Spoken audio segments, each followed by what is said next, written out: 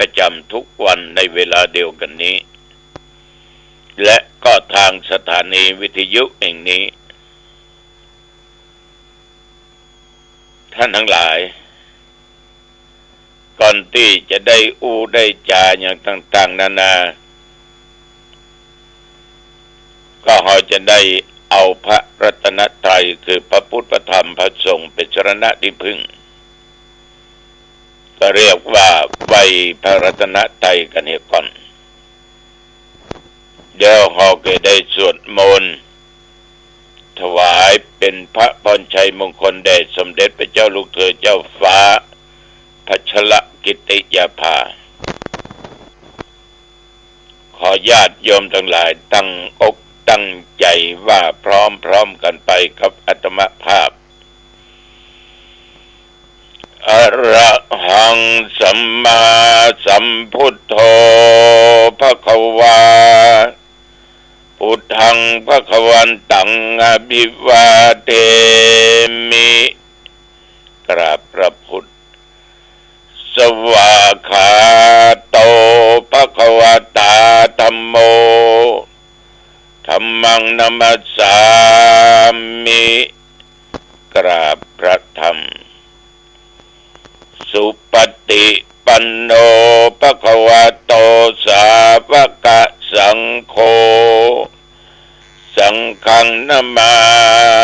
มิกราบพระสงฆ์นะโมตัสสะภะคะวะโตอะระหะโตสัมมาสัมพุทธัสสะนะโมตัสสะภะคะวะโตอะระหะโตสัมมาสัมพุทธัสสะนะโมตัสสะภะคะวะโตอะระหะโตสัมมาสัมพุทธัสสะพุทธังสรณังคัจฉามิธัมมังสรณังคัจฉามิสังฆังสรณังคัจฉามิตุติยัมปิพุทธังสรณังคัจฉามิตุติยัมปิธัมมังสรณังคัจฉามิตุติยัมปิสังฆังสรณังคัจฉามิตติยัมปิพุทธังสรณังคัจฉามิตติยัมปิธัมมังสรณังคัจฉามิตติยัมปิสังฆังสรณังคัจฉามิอิติปิโสภะคะวะอะระหังสัมมาสัมพุทโธวิชชาจารณะสัมปันโนสุขโตโลกวิทูอนุตตโรปุริสัทธัมมสารถิสัทธาเทวมนุษย์สานังพุทโธภควาติยันตุนิมิตตังอวะมังคลัญญาโยจามะนะโพสกุนัสสะสัทโธปาปักขะโหตุสุปินังอากันตังพุทธานุภาเวนะวินาศเมนตุสวากขาโตภะคะวะตาธัมโมสันติติโกอะกาลิโกเอหิปัสสิโกโอปันนะยิโกปัจจัตตังเวทิตโพวินยูหิติยันตุนิมิตตังอวะมังคลัญญาโยจามะนะโพสกุนัสสะสัทโธปาปักขะโหตุสุปินังอากันตัง ธรรมานุภาเวนะวินาสเมนตุสุป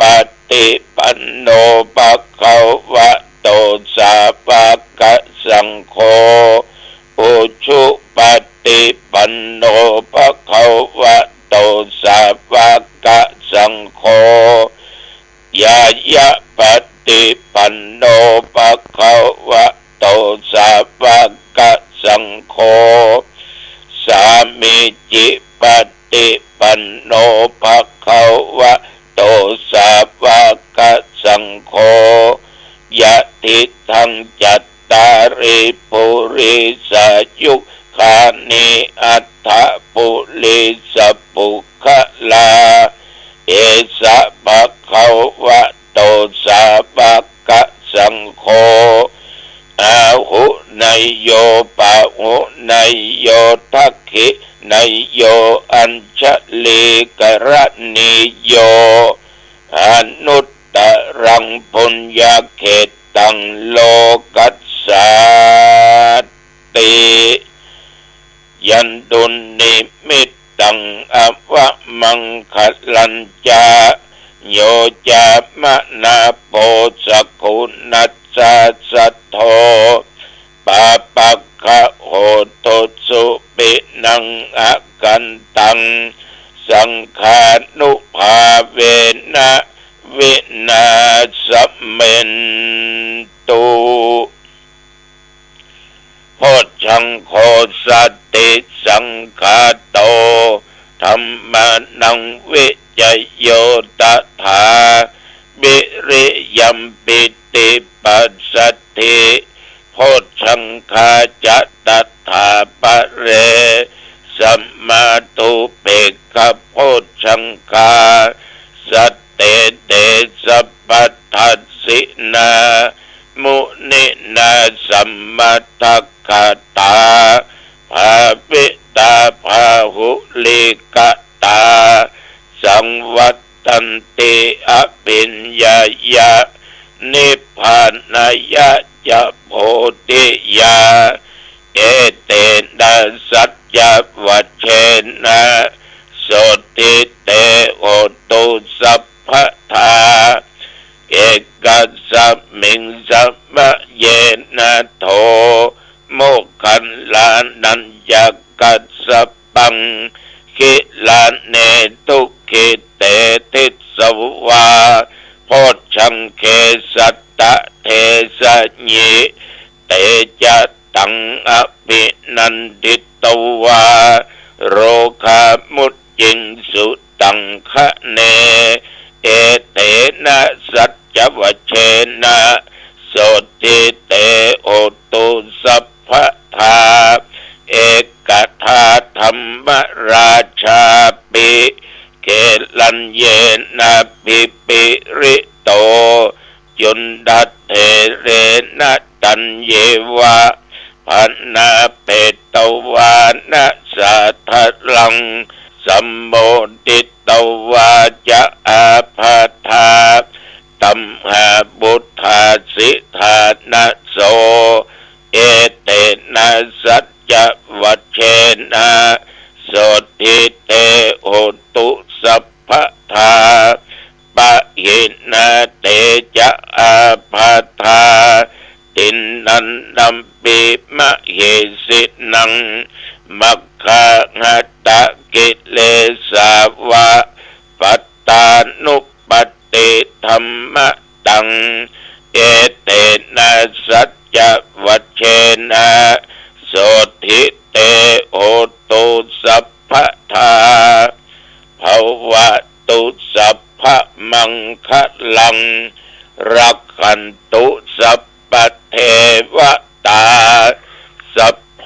พุทธานุภาเวนะสัทธาโสติภวันตุเต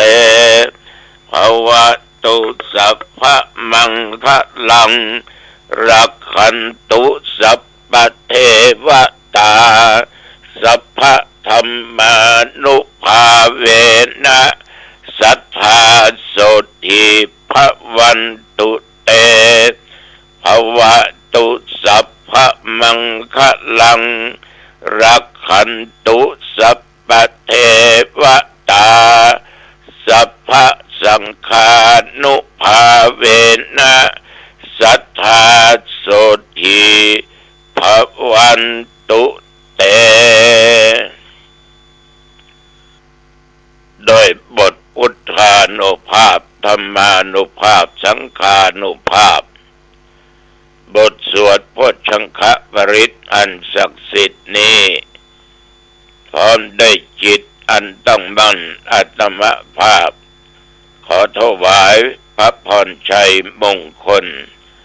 แด่สมเด็จพระเจ้าลูกเธอเจ้าฟ้าพัชรกิติยาภาขอให้พระองค์ท่านจงได้ทรงหายจากอาการพระประชวรทรงมีพระสุขภาพพระมัยอันแข็งแรงดุจดั้งเดิมมีพระชนมายุยิ่งยืนนานได้120 พระพรรษายิ่งขึ้นไป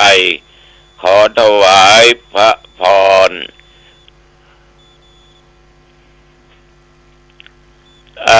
กรมอุตุได้ประกาศบอกว่าระยะนี้อุณหภูมิต่ำลงเด้อรอบดองตองบักไก่บางเทื่อก็ลดลงมา15-16 องศาสำหรับที่แถวบริเวณหนองตองนี่ตะวันนี้อุณหภูมิ33 องศาปัจจุบันนี้17หนาวเน็ตเหมือนกันก็มีแรงงานฝนตกลมก็อยู่ตามปกติดีพี่น้องญาติโยมหน้านี้หนาวก็เงือปกปิดร่างกายเงืออบอุ่นผ้าตุ้มผ้าตวบใส่เสื้อกันหนาวเนาะก็ปกปิดให้มันได้รับความอบอุ่นระยะนี้คนก็บ่ค่อยสบายกันเป็นบัดเป็นไอกันเจ็บคอกันน้ำมูกใส่ไหลออกมาเป็นอ่อนเป็นเพลียกันนักมีหลายคนเป็นอ่อนเป็นเพลียตินมือยกบ่ได้ไปหาหมอห้องยาก็ยังเหมือนเก่าเหมือนเดิมแต่ด้วยสาเหตุใดนั้นก็แล้วแต่หมอเพิ่นพิจารณาดูนะฉะนั้นญาติโยมก็ต้องระมัดระวังว่าเปิ้นว่าตัวมันจะเกิดขึ้นกับไผคนไหนคนใดเมื่อใดเวลาใดเฮาก็บ่สามารถที่จะร่วงรู้ได้ทีนี้แต่ว่ามาถึงปัจจุบันก็ไปไหนทั้งกลางวันและกลางคืนก็อยู่วัดอยู่วัดฉะนั้นแต่ว่านี่นอกจากเดินออกกำลังกายแล้วก็ไปพอศาลามาซ่อมมาแต่งศาลาหลังเก่าที่ใกล้ๆกับถนนนะก็พักผ่อนมาไปไหนแต่ว่านี่ญาติโยมท่านผู้ฟังการดำเนินชีวิตของพวกเราเนี่ยมันจะมีถึงบุญจะมีถึงบาปแต่ว่าใครจะมีบาปนักจะมีบุญนักมีบาปน้อยบุญน้อยก็แล้วแต่ญาติโยมแล้วแต่การกระทำของแต่ละบุคคลในสัมมาวยามะในอริยมรรคมีองค์8นั้นท่านทั้งหลายสัมมาวยามะข้อหนึ่งนั่นก็คือพยายามในทางที่ถูกที่ควรที่ชอบอย่างพระอริยสงฆ์ อริยสาวกเจ้านั้นเกิดมีความพอใจเพื่อระวังการเกิดขึ้นแห่งบาปเมื่อได้เกิดความระมัดระวังโดยมีสติสัมปชัญญะก็พยายามประคับประคองจิตใจไว้ตั้งใจไว้เพื่อบ่ให้อกุศลธรรมอันเป็นบาปเป็นสิ่งละมกเป็นสิ่งที่ชั่วช้าที่ยังบ่เกิดขึ้นเตื้ออียังบ่เกิดขึ้นเตื้อก็บ่ให้มันเกิดมีความพยายามเมื่อเวลาได้หันหูได้ฟังเสียงได้กลิ่นได้รสได้สัมผัสก็บ่ยินดียินร้ายไปตามอินทรีย์ที่นำอารมณ์ต่างๆเกิดขึ้นก็เลยสำรวมอินทรีย์ตาหูจมูกลิ้นกายใจนั้นอยู่เป็นปกติบ่ให้เกิดเป็นอารมณ์ร้ายง่ายๆเนาะสถานเนาะบ่ให้บาปเกิดขึ้นพยายามป้องกันบ่ให้มันเกิดมีขึ้นทีนี้เมื่อมันเกิดขึ้นแล้วสิ่งที่มาชั่วช้าลามกเกิดขึ้นแล้วจะเกิดขึ้นทั้งตาทั้งหูทั้งจมูกทั้งลิ้นทั้งกายก็พยายามบ่ให้มันเกิดขึ้นเมื่อบ่ให้บาปหรืออกุศลกรรมต่างๆที่มันบ่ดีเกิดขึ้นก็มีความพยายามให้กุศลธรรมที่มันเป็นสิ่งที่ดีอันเกิดจากการกระทำทางกายทางวาจาทางด้านจิตใจมันเกิดขึ้นเช่นอุทานรักษาศีลฟังเทศน์ฟังธรรมเจริญเมตตาภาวนาการการจามีแต่ความจริงบ่มีความเท็จบ่คำหยาบบ่ดื่มเหล้าดื่มหยังบ่มีความโลภบ่มีความโกรธบ่มีความหลงถ้ามีพยายามละขับไล่มันเนี่ยออกจากชีวิตออกจากร่างกายไปมันอันตรธานไปเดี๋ยวก็พยายามสร้างคุณงามความดีไว้ดังที่กล่าวปหาเนี่ยเป็นห้องว่าปหานะประทานได้อีกข้อหนึ่งก็คือพยายามยังกุศลธรรมอันดีอันงามอย่างเรื่องของศีลสมาธิปัญญาเนี่ยถ้ามันเกิดมีขึ้นมันบ่เกิดก็พยายามเกิดโดยมีความมุมานะบากบั่นภาคเพียรพยายามประคับประคองจิตใจพยายามเจริญตามองค์ธรรมก็คือในมรรคมีองค์8ได้ประการสำคัญต้องมีสติต้องมีธรรมวิจยะมีวิริยะปิติปัสสติสมาธิและอุเบกขาเหล่านี้เป็นต้นก็มันจำเริญภาวนาเพื่อยังบุญกุศลที่เกิดมันเกิดขึ้นญาติโยมเมื่อมันเกิดขึ้นแล้วก็ต้องอนุรักษ์ไว้เนี่ยพยายามเพื่อรักษาคุณงามความดีอันเป็นคุณธรรมที่ดีที่เกิดขึ้นแล้วเอาไว้ให้ดีเอาไว้ให้ดีบางมันได้สูญบางมันได้อันตรธานไปเหมือนญาติโยมเคยทำบุญก็ทำไปเคยรักษาศีลก็รักษาไปเคยฟังเทศน์เคยเจริญเมตตาภาวนาก็รักษาไว้จะไปยอมแพ้จะไปยอมการเป็นว่าอนุรักษ์คุณงามความดีไว้อย่างสมบูรณ์เสมอต้นเสมอปลายรักษาสมาธิบ่ให้มันเสื่อมลงไปเหล่านี้เป็นต้นความสามารถที่เกิดขึ้นร่วมกับมรรคมีองค์8ประการนั้นมันเป็นเรื่องที่สำคัญคือสัมมาวยามะนี้ฉะนั้น ก็จึงขอฝากกับญาติกับโยมผู้ปฏิบัติธรรมผู้ฟังเทศน์ฟังธรรมทั้งหลายทุกผู้ทุกคนฟังแล้วก็ลองนำไปเป็นข้อ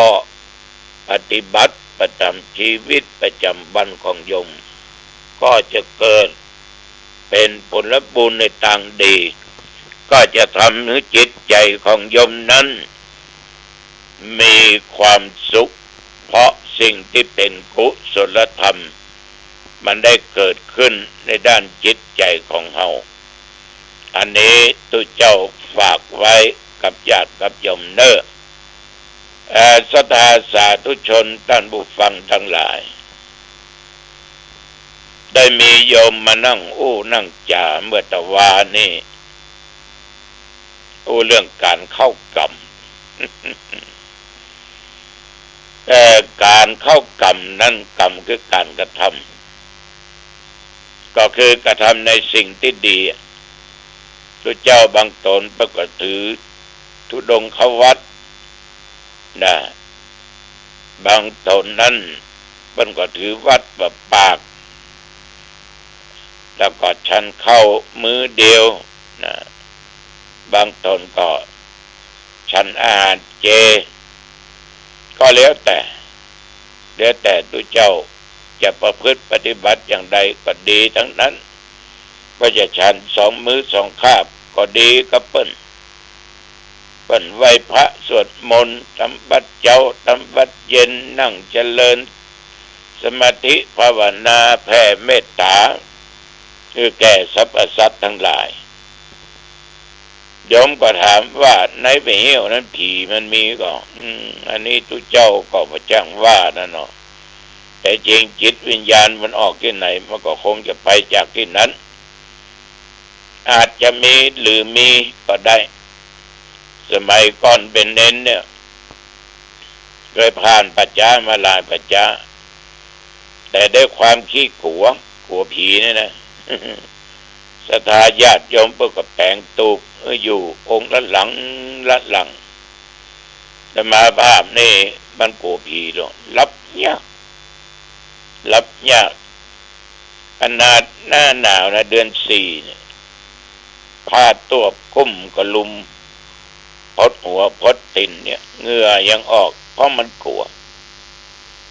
ทีนี้มีเจ้าของวันหนึ่งมักตี 2เนี่ยเสียงกับบันดังตีหน้าตุบก็ลุกบึกคนคิงลุกเงียกว่า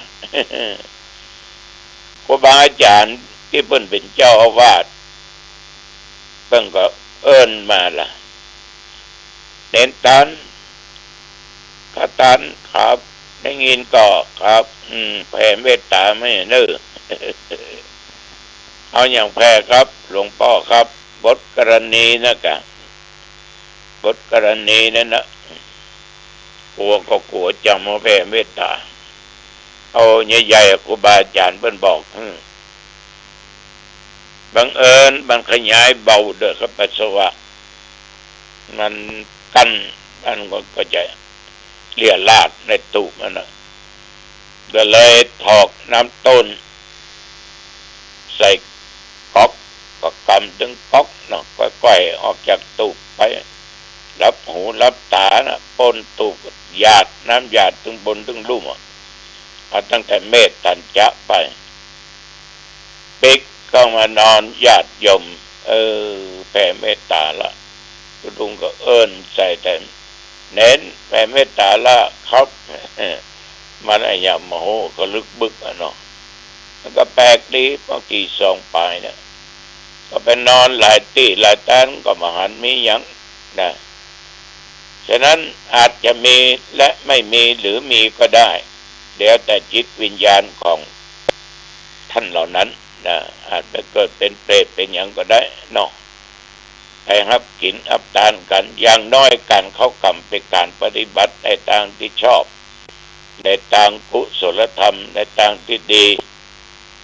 ถ้าเขาไปตานกันเข้าไปฟังเทศน์ฟังธรรมในมิหิวเขา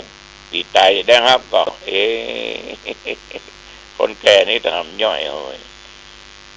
ก็ถ้าเพิ่นมาอนุโมทนาปัตตานุโมทนาเพิ่นก็ได้รับนะ ถ้าเพิ่มได้ไปเกิดเป็นสัตว์ได้ชาติเป็นสัตว์นรกเนาะเกิดเป็นมนุษย์เป็นอย่างเนี้ยก็ได้ครับเกิดเป็นเปรตเป็นผีนี่นะครับอย่างแน่นอนจะช้าหรือเร็วก็สุดแต่อันนี้ก็